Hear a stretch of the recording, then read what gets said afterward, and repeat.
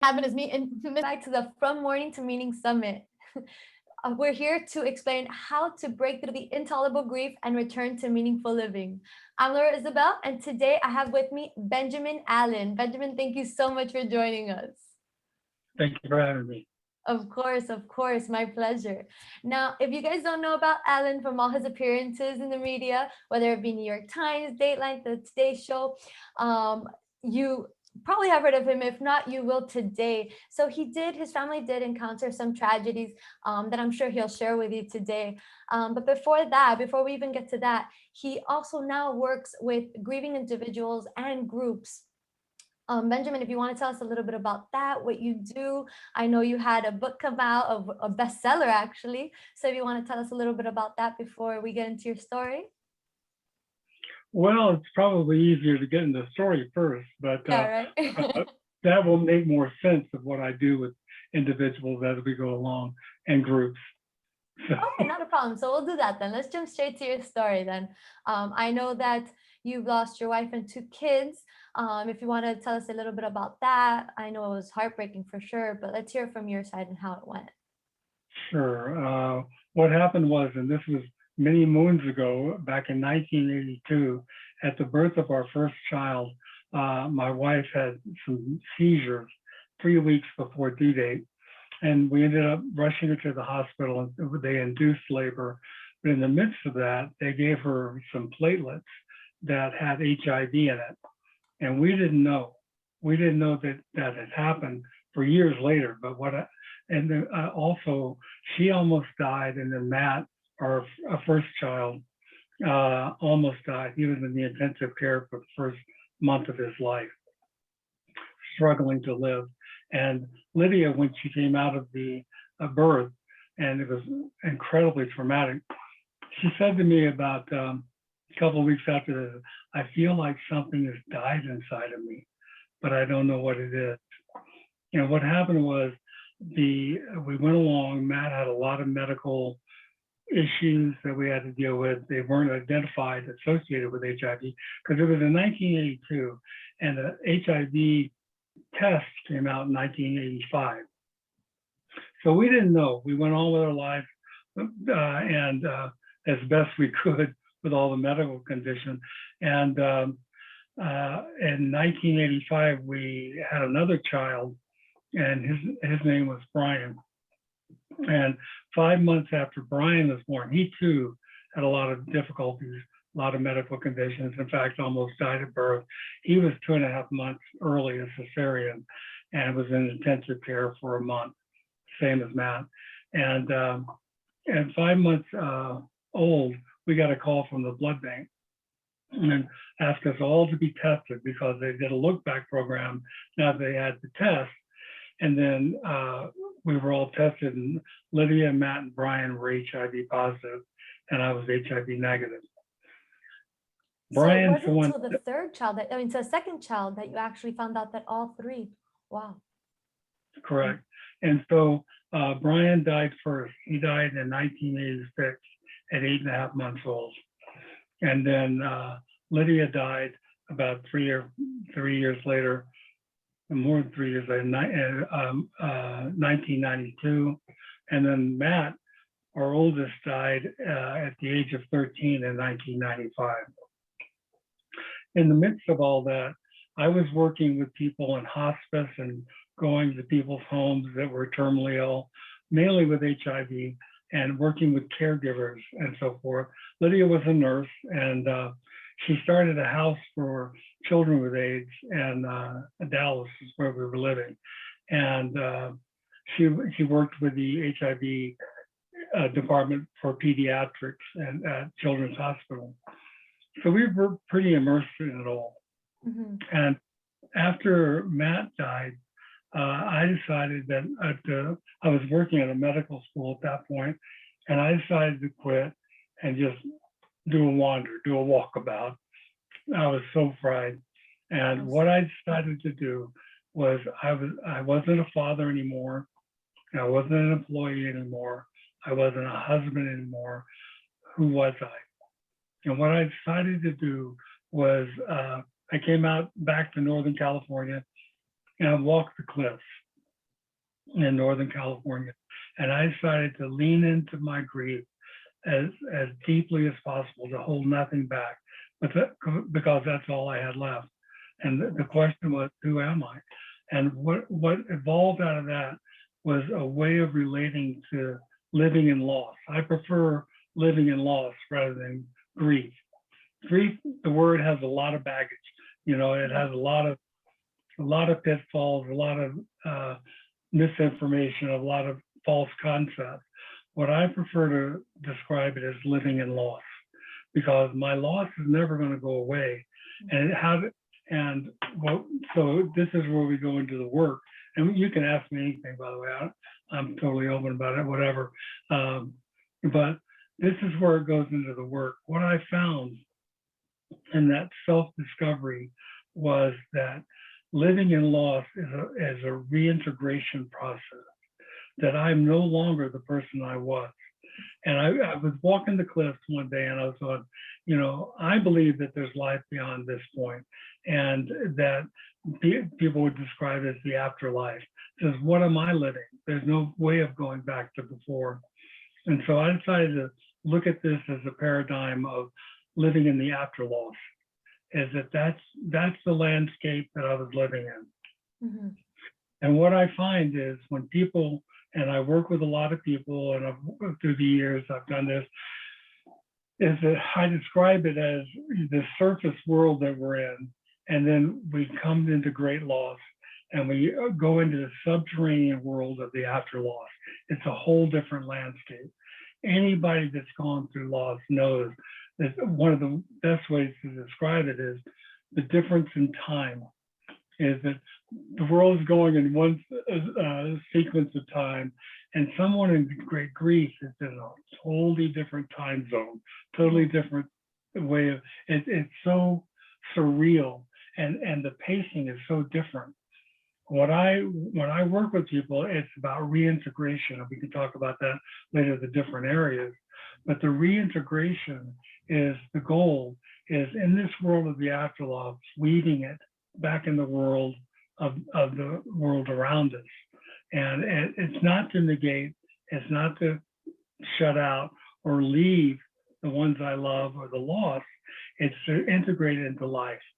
So the goal is to live life, love, and loss, and then weaving them together. Yeah, definitely. Now, let's go back for a second, and we're going to come back to that. But before then, I want to ask you a question about, I know you said you lost your son first, and you were already in all this of, with your professionally, you and your wife were involved already with things concerning HIV. So you kind of knew what to expect, probably more than the average person that gets it at first and doesn't really know what's going on. But still, losing your son, of course, is a shock, because it's something that happened not from one day to another, but you can say it's a shock from one day to another because they were gone. Was that loss any different than the other two that followed, since you kind of felt like it was coming after that? Or did you not feel it was coming and it was all total shock? How did you feel about that? It's an interesting thing. Brian, our youngest, taught me a lot about death. He was the first person that I was so close to that had died. Family, grandparents, and so forth that died, but it's a different dynamic. Not any less, but different. Yeah, of course. One of the things that I never do is compare losses, because they're all unique. And every one that grieves has a unique path with universal principles to it. We can talk about that down the road, but they're lived out individually. But with Brian, what happened was, as I held his body as he was growing cold, and in that, just that whole thing. Let me back up. When Brian never could hold his head up, he never could crawl. He's still the size of a baby. He was beautiful in every way. And what people come up to us and say, "Oh, he's so beautiful. How old is he?" So he's 5 months, and they would look, because he looked like he was about a month old all his entire life. But he was also in incredible pain his entire life. Yeah. And we couldn't give him enough pain medication to eradicate that pain. And I would hold him and I would rock him and he would cry. And the only time he could sleep was in exhaustion from being so tired. And I would hold him, he would scratch at my chest, and I would rock him, and I would sing him songs. And what I would do was I would imagine this intense love around him. And I would, and what I would do is, and by saying this visualization of this love, what I wanted was, when he died, was to say, I know that love. I'm familiar with that. My father gave me that. And so when I was holding him as his body was growing cold, I felt his presence and I felt that knowing and that release from that body.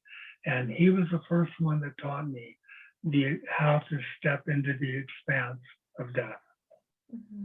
And so to answer your question, to come back to that, they're different.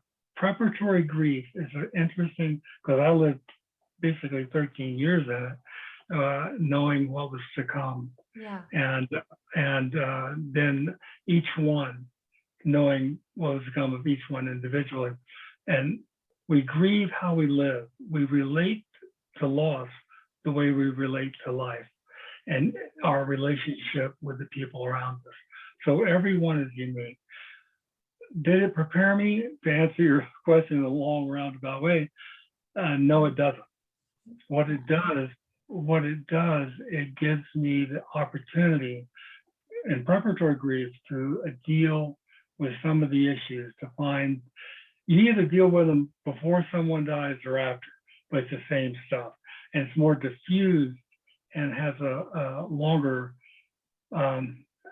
not shelf life, because that's not the word. What's the word I'm looking for? It's more diffused and softer in preparatory grief. After someone dies, it's sharp and it's intense and it's just massive. And there's no way preparatory grief prepared me for another death and the grief I would experience there. So I was well aware of that after Brian died, keenly aware of it after Lydia died, what I was to experience with Matt. And Matt and I were incredibly close. It was the most beautiful experience of my life to be his father. I used to say to him, it's an honor and a privilege to be your father. And he would say, and it's an honor and a privilege to be your son. Oh. It was so cute. He was so cute and he was very wise. So no, it doesn't. It doesn't prepare you, but it does give you an opportunity to start the process in a healthy way, to where when that happens, the continuation and the shift in the intensity of that, which comes inevitably, has some foundation to work on. Gotcha. Yeah, that makes total sense, how you are able to not really get past it, because you're not never really getting past it, but able to work up to that moment and kind of come to the acceptance a little bit faster than you would if it would be a shock all of a sudden. And I'm guessing, I don't know if this is true in your case or not. I personally, the losses I've experienced have all been sudden. I really haven't had anticipatory death in my life. So my question more than anything is, since it's anticipatory, is it as easy as people say? Because I don't expect it is, but again, I haven't lived it. But a lot of people say it makes it easier to find the positive in they're not feeling the pain anymore, or they're not suffering. Is it true that that's how you feel, or is it more something you tell yourself, but it still hurts just as bad? Oh, it still hurts just as bad. It's a mixed bag.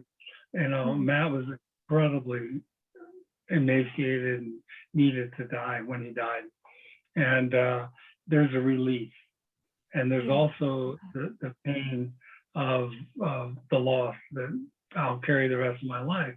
But so it's a mixed bag. As for how people relate, oh, they're not in pain anymore, whatever. What happens with people that are going through grief, it brings up everything. And that's about the reintegration process, but that internal, let me just say reintegration to make more sense. Yeah, go for it. The reintegration is in the individual themselves. And then it's a reintegration in the relationship with the one they have lost and the one that continues within them. And then there's a reintegration with the world around us. And so the reintegration within ourselves is everything shows up, our entire belief system. What do we believe? What's important to us? What's life? What gives meaning? All those things rise to the surface when there's a death. And that's the reintegration. Now, this is part of, everybody has their own jargon and own belief system. Of course. Right, and down death. But this is mine, is that when someone that I love dearly dies, a part of me goes with them and a part of them stays with me. And so I'm reintegrating into this new person. And how I found that out, walking the cliffs, you know, I did a lot of reflection for years, but how I found that out is I was walking next to the ocean, and it was a little cool, and I was going, oh, it's cool. And then I had a negative thought. Wait a minute, Lydia is the one that didn't like it cool. I like it cool.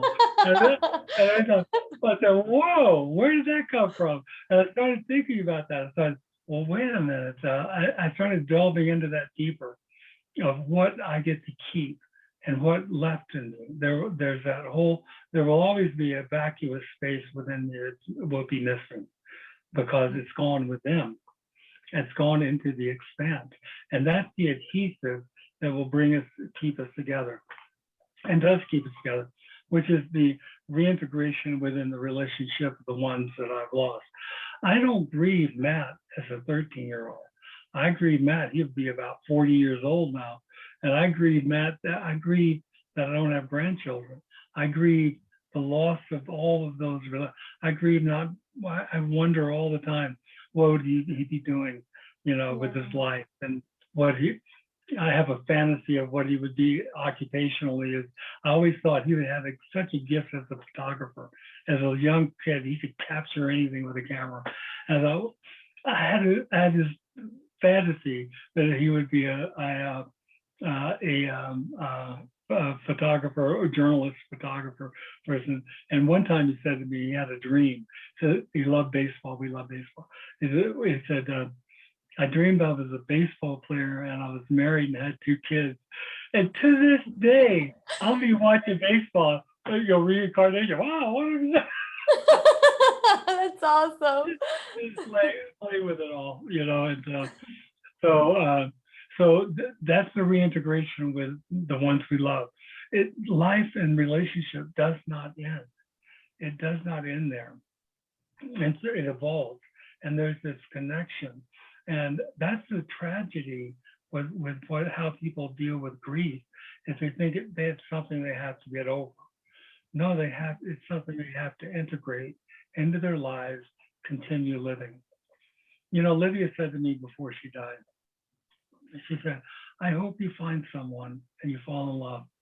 She says, because what that will do, that will be a testament that our love was good enough that you wanted it again. Oh, that was sweet of her. That's a good way to think of it. That's amazing that you think that she thought of that in those last days, you know? She was very wise, very, very strong, the woman was incredible. And it's incredibly tragic. She died at the age of 38. Young, very young. Yeah. Well, all of them, all 3 very young. Yeah, and she died. The hardest part was our son had died, which is enormously gut-wrenching and painful. And she was going to die before our other son was going to die of the same thing she had. And so that was incredibly painful. And she did it with such dignity and such grace. That was unbelievable. Wow. I love it. I love the way you honor her still, and the way you remember her so amazing how she is. You know, it seems like you haven't forgotten not one look, not one hair, nothing. I love that. And it's like you said, because you're constantly reliving her, you're constantly grieving her. And it's beautiful if you think about it, at first when you said it, it sounds sad that you a part of you goes with them, but then it's so beautiful the way it's kind of like a switch, like, but a part of them stays with you, and that's beautiful. The way that you actually feel that, and the way you felt it with the coldness. I mean, you can feel that not just with the way of thinking, but even while you're doing things, you can even probably just go on your day and just laugh, thinking, oh, they would be loving this, and you know. Well, they're part of me. So it's not, I don't even use the word grief. I honor and celebrate their life by living and honoring and celebrating life itself. But you're talking about the incorporation. I was with someone that her mother, one of their favorite memories was going to the Sonic drive-in and getting the French fries. And her mother would open the little ketchup package and squeeze a little onto each French fry and eat it. And she always gave her mother stuff about that. And after she died, she found herself going to the Sonic drive-in, doing the same, opening the package, squeezing it along.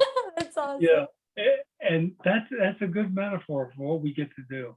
And it's not about bringing them along. One of the things we can talk about later or now, whatever, but one thing that really troubles me is when people that are living in loss are shamed by the longevity of their sorrow. Mm-hmm. And what happens in this world of the after loss, this subterranean world, if they don't resurface and integrate, and even when they do, people are saying, oh, it's over. Okay, we're tired of hearing about it. Oh, there's a shelf life to grief that people have. It's totally erroneous. But what happens is people will turn into secret sorrow. And they won't share it anymore, and they will, and there's no fluidity with that. And so the only way, the reintegration process, the only, what's the word? I would say bad. The only bad way to grieve for me is to live in stagnation. When we live in fluidity, whether it's hurt, whether it's anguish, whether it's joy, whatever it is. And some people feel guilty when they feel good because they feel they're supposed to be. So none of that, all these misnomers drives me up the wall. But it's about in that celebration, but that secret sorrow of not being able to share it with anyone is very tragic. And they start just going in deeper and deeper, holding it, and that can create stagnation. There needs to be fluidity when it comes to processing and reintegrating back in life. And reintegrating is not about leaving something or anyone behind. It's about incorporating it into the now. So when you're talking about my grief of, the wind blowing, I wasn't going back there. I was in the present tense experiencing that reintegration process. Yeah, definitely. And do you feel like that integration process, I know there's 3 different parts of it, that they kind of go hand in hand, or do you think there's a process of going through them? How do you feel about that? They all happen simultaneously. Okay. And if that's the question, is that they're all going on at the same time. The hardest one is in the order of difficulty is first is the reintegration, the one we've lost. That just has to happen. The reintegration within ourselves can take longer, but the hardest one, it's not about longevity, but is the reintegration of the world around us. Is that the world has changed for someone who's gone through loss, and trying to fit in to the world that doesn't see the change internally and doesn't honor it and doesn't let someone be different in that is the hardest to do. And because we can go in so many different directions in our conversation, but one of the things that I found in grief is that it takes an enormous amount of energy, and what we integrate into is that new relationship with ourselves in the world. And when people don't give you the chance to change and to be different and to experience what is happening, then I've seen in other people's lives that I work with, they withdraw. They withdraw. So the relationship with the world changes just by its very nature of not being inclusive and accepting of that change. Yeah, you know, one of the things that I feel is very common, well, starting with, I'm so appreciative that you actually are able to openly share this, because when I went through my father's loss, I completely hid from the world. I didn't even admit it. Everyone would ask me, my father's at work, he's doing great. Like, I was in denial completely at first. But then what was even harder for me, it would probably be that integration, was the fact that after, when I was finally okay with it, I accepted everything was good, I felt like others didn't accept it, because if I wanted to speak about it, everyone got into this type of sadness. And I was like, no, I just want to be happy. I want to remember him. I want to laugh about the jokes and the moments.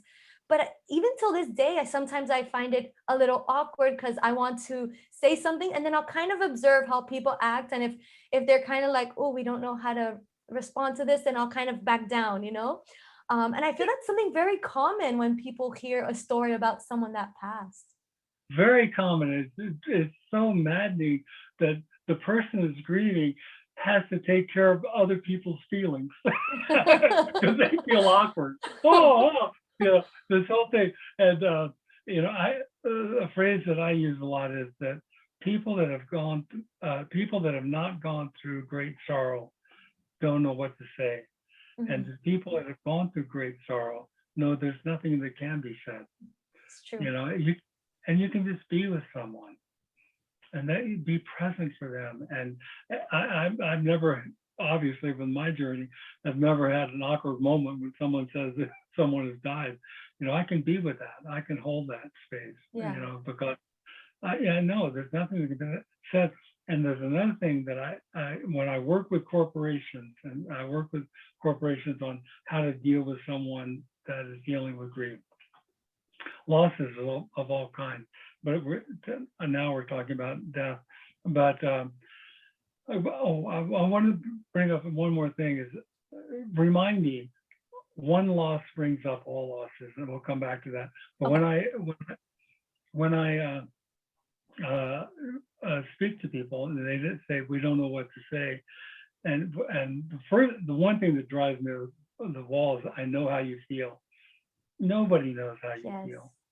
Somebody could have the same situation that I've had. And I've run across people had a wife die, children die, long illnesses and so forth. There's no way I can know how they feel, and there's no way they can know how I feel.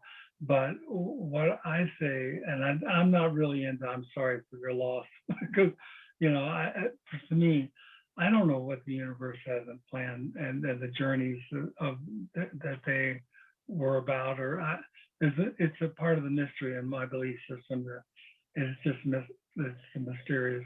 But what I say to people is that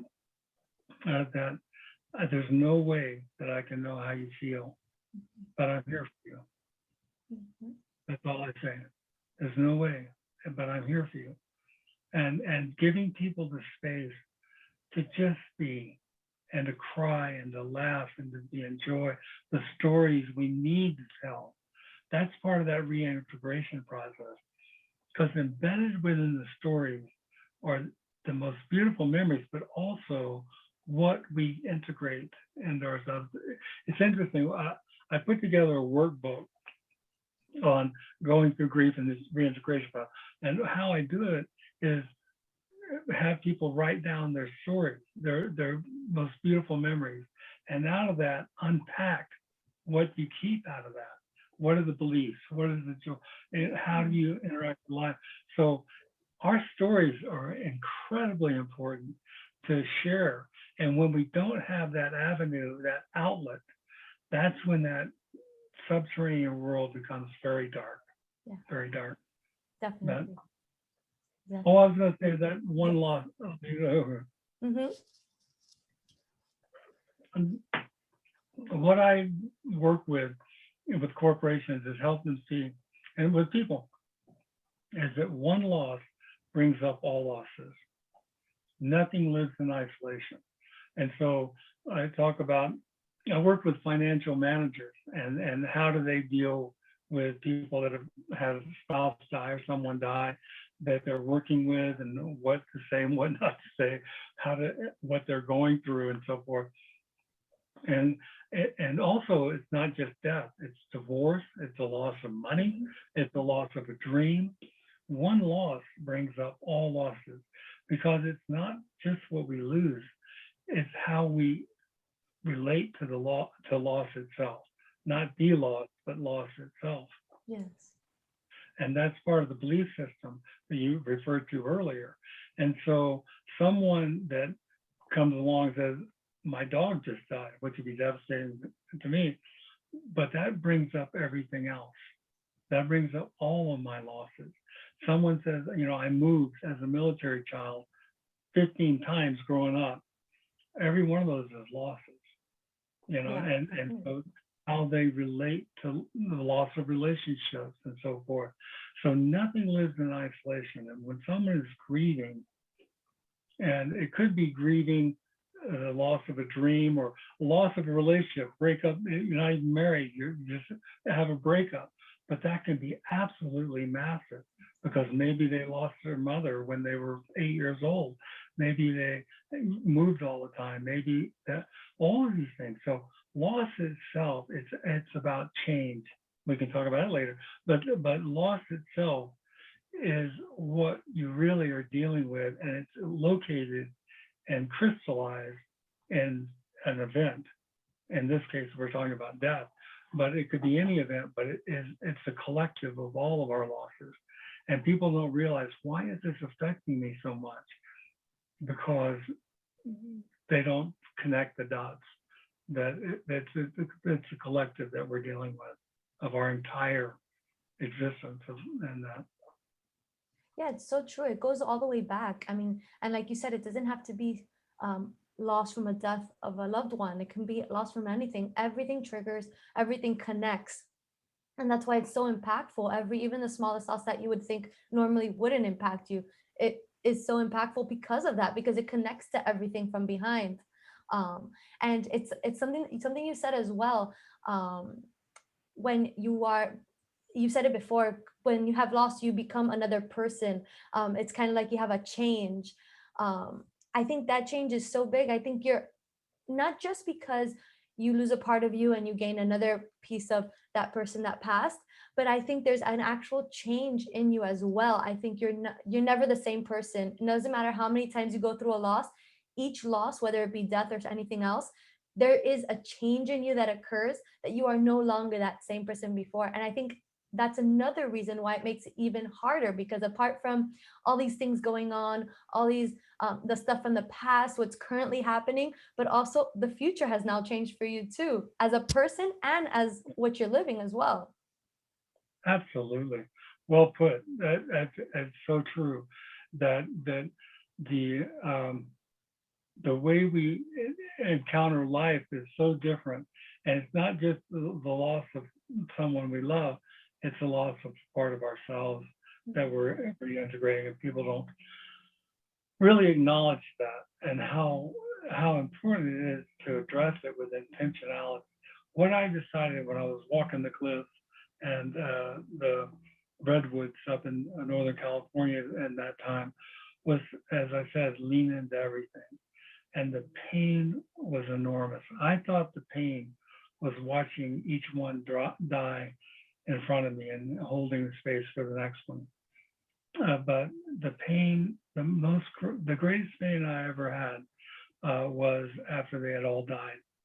And I was left with just me. And there was nothing left of me at that point.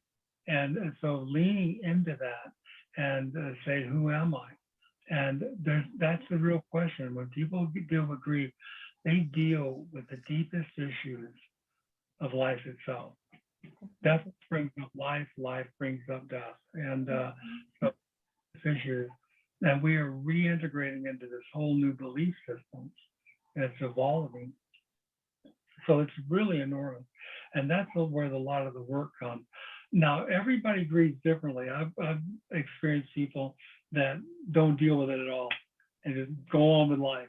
And it may show up somewhere in some black hole somewhere, but it's just that they don't deal with it. I honor that.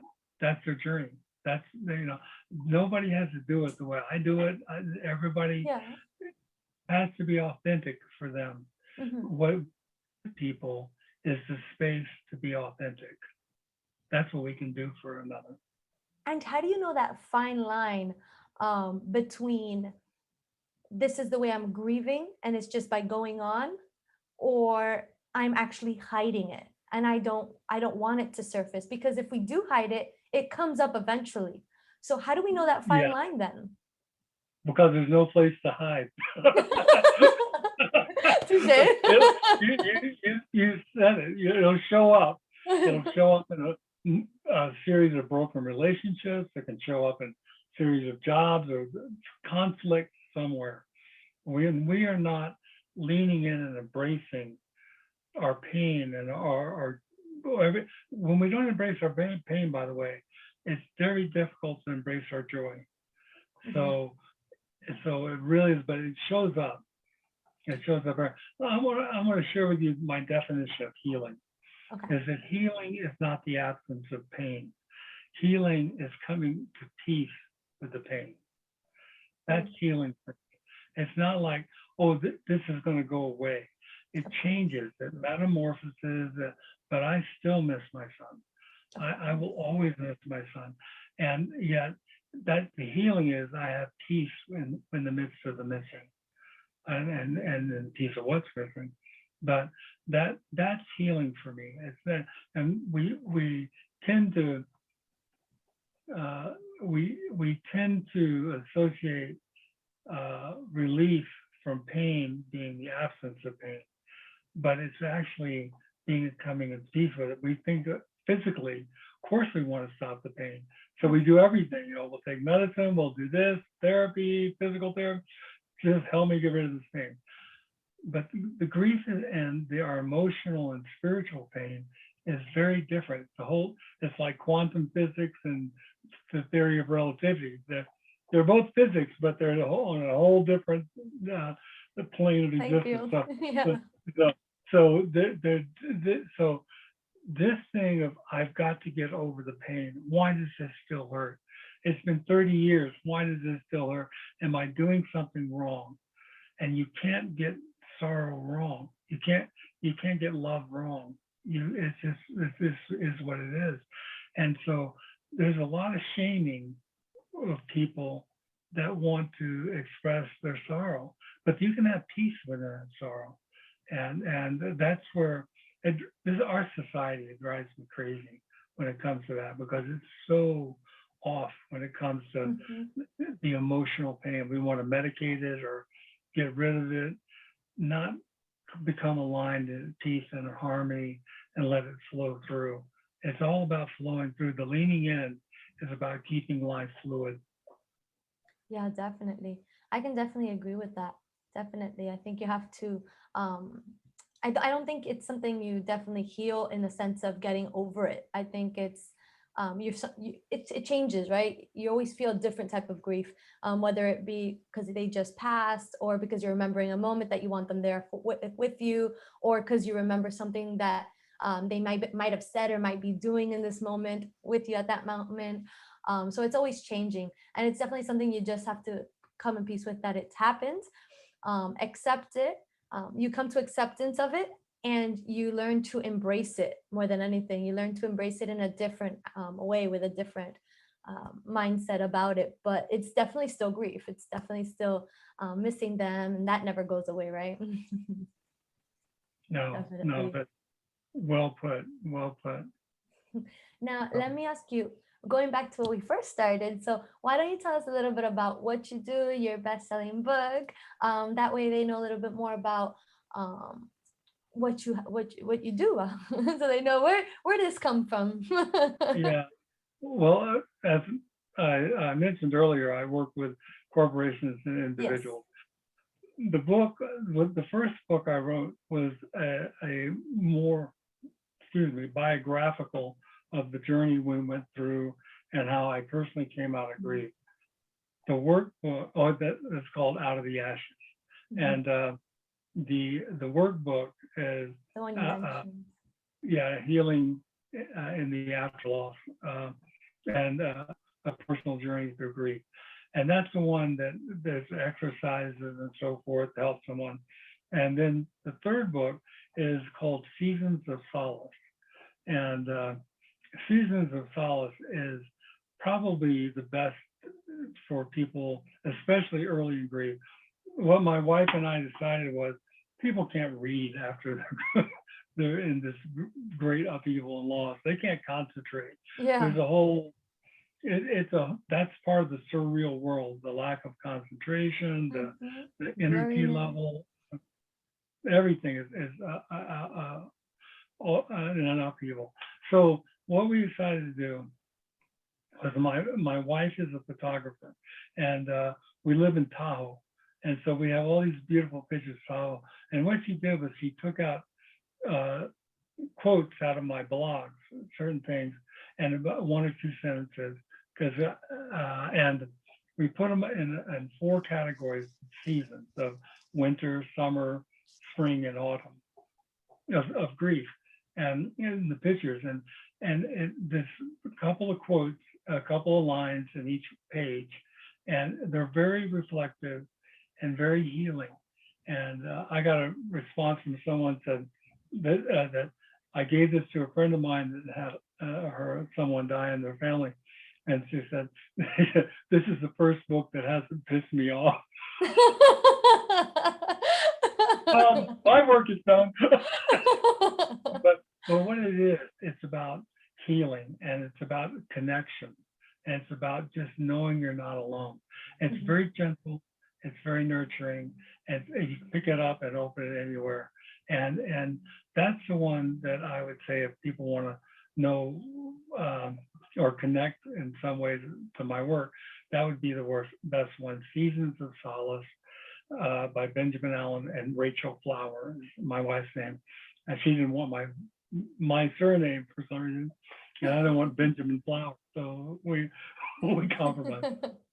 So Benjamin Allen and Rachel Flower, and it's on Amazon. But it's Seasons of Solace. I am the most proud of that, because I think it's the most gentle and healing and nurturing book. One of the things that one of the quotes that she took out of one of my blogs was, "I just wanted someone to sit next to me in my solitude," and those kind of things. And there's another one, I think, if I can remember correctly, is that I feel their presence around me often. I feel their presence within me always. And so things like that, and it's not alone. And that's a very gentle book that it's a wonderful gift to another, and the connection that can take place. It means a lot to me. Oh, and it's beautiful. At least the ones you've shared so far, they are beautiful, and they seem like things that people can really connect to, how people feel when a passing occurs. So definitely, if anybody wants to look at that, that's definitely, I'm sure.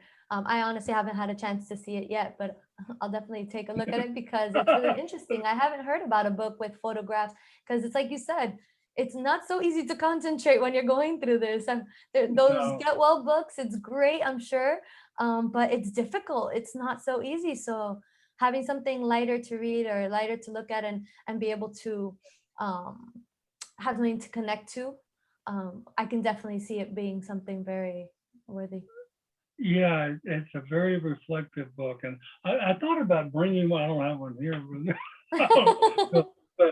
but her photographs are so beautiful, and the snow in winter, and the lake in summer, and it's gorgeous. It's a gorgeous thing, but it really is about the one thing with grief itself, that is the greatest balm or healing element is to know you're not alone.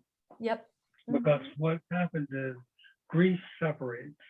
We're separated from the one we love. We're separated from the world around us. We're separated within us, the schism and discombobulation. And so to have something or someone that says you are not alone. Others have walked this path. You have individual footprints, but it's the same path. And there's something very healing about that. Definitely. So hopefully this book does that for people. Definitely, definitely. Now, I know you have a little goodie there for everyone listening. I know you have a little free gift that you like to offer. If you want to share that before we go. Sure. On the website, 𝗵𝗲𝘗𝗵, there's a free book called 5 Things to Do When Grief Happens. And so, the 5 areas, it's a brief little thing. You can go on 𝗵𝗲𝘗𝗵 and download it. So awesome. I am not very much of a promotion person.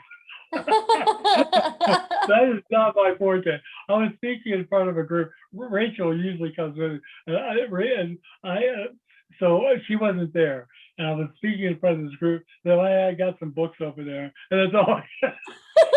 That person there said, "You are the worst promotion person I've ever." I am not. So, but it's not my forte.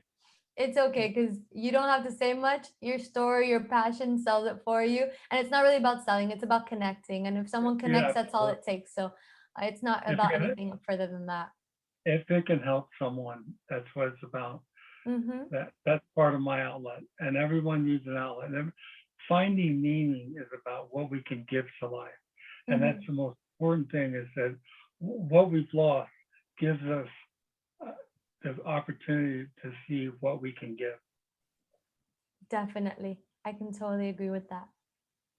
Well, thank you again, Benjamin, for joining us today. I really appreciate it. I am more than sure that your story and your knowledge of the integrating the lives and the 3 levels and all that will definitely resonate with many. It's something I've gone through my own loss, and I could totally understand. It's something that I honestly didn't think about while I was going through it or after, but now that you're saying it, it makes the wheels turn. I'm like, that's so true. It has a lot of truth to that. So I really appreciate you. I'm sorry? Connecting the dots. Yes. Yeah. Yes. So I really appreciate you sharing that. I'm sure everyone listening does as well. So thank you so much for joining us for that. All right. Thank you for having me. Awesome. Thank you so much. Well, guys, that was the end of today's summit, the interview for today. We'll see you guys tomorrow for the next interview. Bye, guys.